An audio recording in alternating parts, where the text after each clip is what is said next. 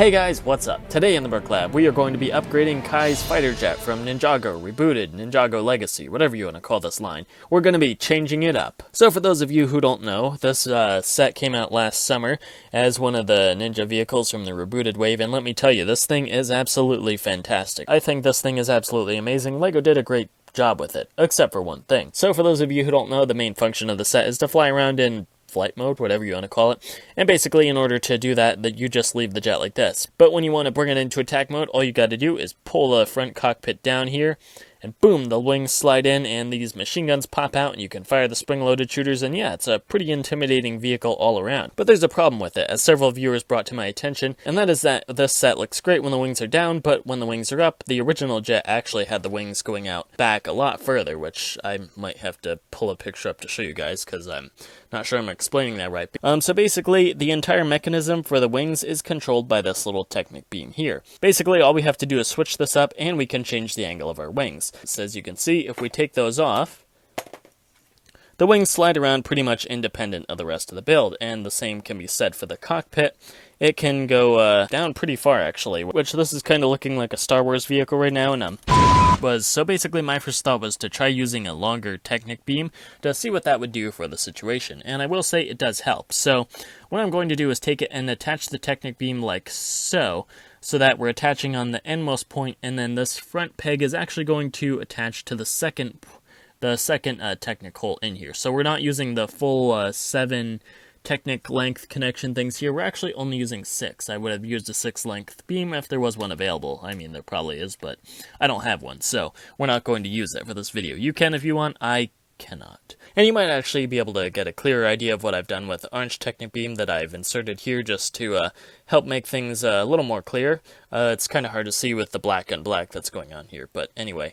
Yeah, so once you have that, the wings are already back a lot further than they were originally, and you can pull the cockpit forward and they slide in and it looks great, except for one thing.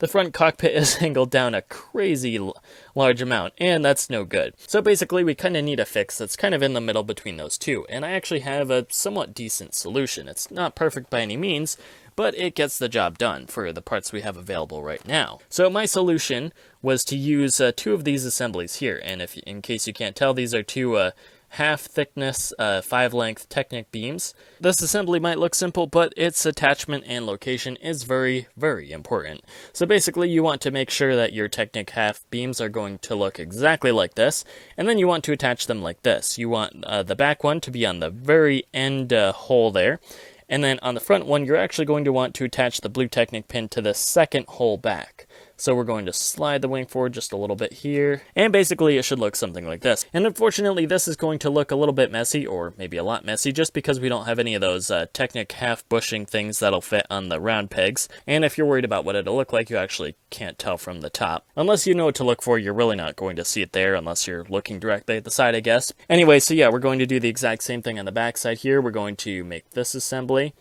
and plug it in. I find it's easier just to do the back one first, just because you have a little more give with that one and you could slide it into place easier.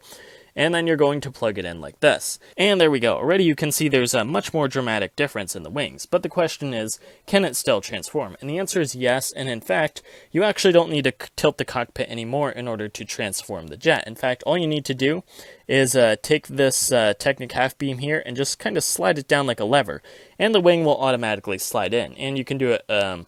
and you could do each side independent of each other, so I guess I'm not really sure what good that would do you. You can also still tilt the cockpit, and unfortunately, there is no stopping point anymore, so I mean the cockpit can still tilt forward at crazy angles unless you specifically stop it. But the beautiful thing is that you can still tilt the wings in as well while you do it. Basically like this. So I'd say it's not a perfect solution by any means. It's a little more fiddly than I'd like, and the connection, unfortunately, between all these Technic half beams isn't as strong as I would like either, but if you want an easy way of switching up your jet for some cool display poses, I'd say go for it. It just gives you a little bit more freedom than you have with the official version. It's a really simple fix, and if you want to implement it, there you go. You only need like 6 pieces total, so that makes me, I don't know about you, but that makes me happy. And of course you can kind of also lock the wings into position just by pushing that lever in a little bit. I find it helps a little bit with the stability when it's in flight mode there. And Yeah, that's really basically all I have for this thing. On one final random note, though, I do miss the old Kai hair that we got in the sets, and something tells me that the LEGO designers are probably regretting the new Kai hair as well, just because even with Kai in the cockpit sitting all the way back, this cockpit still does not want to close all the way. Kai's big hair is just in the way, so if the LEGO designers want to go back to that old rubber hairpiece, that is 100% okay with me. That's all I have for you guys today. If you enjoyed this video, don't forget to like, comment, share, subscribe, and do all that other good stuff. If you want to see more of my content, feel free to check out the other videos on my channel. And, yeah, subscribe. We'll have more builds, more custom minifigures on the way. That's all I have for you guys today. I already said that. I still am working on my catchphrase, good day, or something.